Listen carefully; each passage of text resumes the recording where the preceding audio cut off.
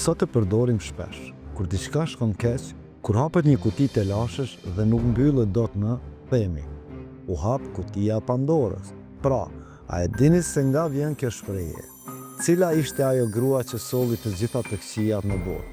Udhtoni me ne në mitët e lashta për të zbuluar historinë e vërtetë të Pandorës, mashtrimin që ndezi zjarrin e njerëzimit dhe dhuratën helmuese që ndryshoi gjithçka.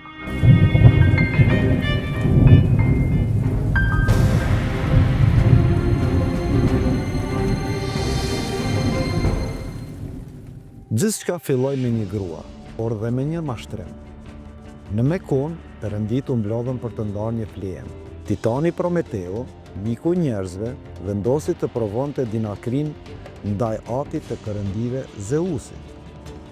Ai theri një ka dhe ndau në dy grumbuj. Në njërin fshill mishin e shishëm në lëkurën e shëmtuar të kafshës.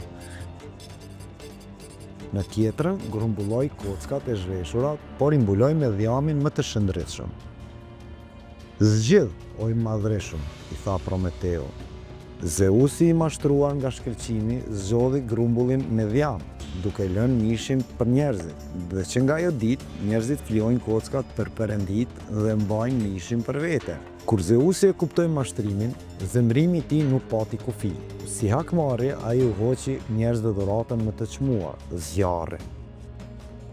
Por Prometeu nuk u dorëzua. Ai u ngjit fsheurazi në Olimp. Vodhi një farë zjarri brenda një kërceli, kopër dhe u ktheu atë njerëzve. Tani njerëzit kishin dritë, ngrohtësi dhe qytetërim, por kjo ishte sfida e fundit për Zeusin. Ndëshkimi për Prometeun ishte i tmerrshëm. Ai e guzhdoi në një shkëmbë ku çdo ditë një shqiponje hante mëlçin, e cila rigjenerohej çdo natë, duke i bërë vuajtje të pafundme. Por kjo nuk mjaftoi. Zeusi donte të ndëshkonte vetë njerëzimin, që gëzonte zjarrin e vjedhur. Atëherë, Zeusi, ati perëndive, krijoi një plan të përsosur hakmarrje.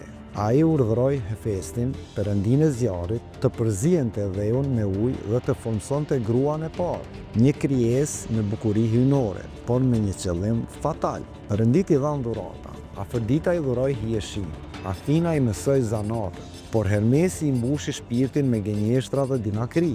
Për këtë, ata e quajtën Pandora, dhuratë e të gjithëve. Pastaj Zeusi i bëri një dhuratë martese, një kavanoz të mbyllur, të cilin i tha që mos ta hapte kurrë.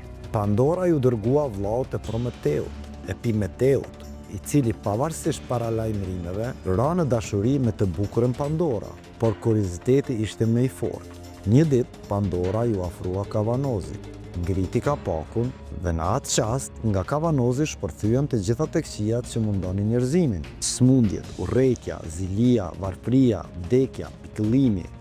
Ato u përhapën në përbot si mjegulla toksike, duke bërë jetën e njeriut të mjeruar. E tmerruar Pandora e mbylli kapakin, por ishte shumë vonë. Brenda kavanozit kishte mbetur vetëm një gjë e vetme: shpresa. Dhe për këtë arsye, edhe sot e kësaj dite, në botën plot të këqija, njerëzit mbjetojnë falë asaj që nuk iki kurrë, shpresës. Prej këtej rrjedh thënia e famshme: shpresa vdes e fundit. Dhe ndërsa disa thonë se kjo është fundi i historisë, miti tregon se Zeusi nuk u ndal këtu.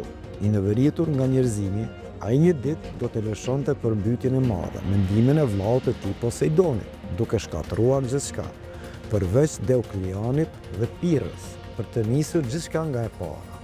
Kjo ishte një histori se si një mashtrim i vjetër dhe një kuti e hapur formsuan fatin e njerëzimit. A ja vleti zjarri për të gjitha këto të këqija? Çfarë mendoni ju? Abononi për më shumë histori nga mitologjia. Faleminderit që na dëgjuat.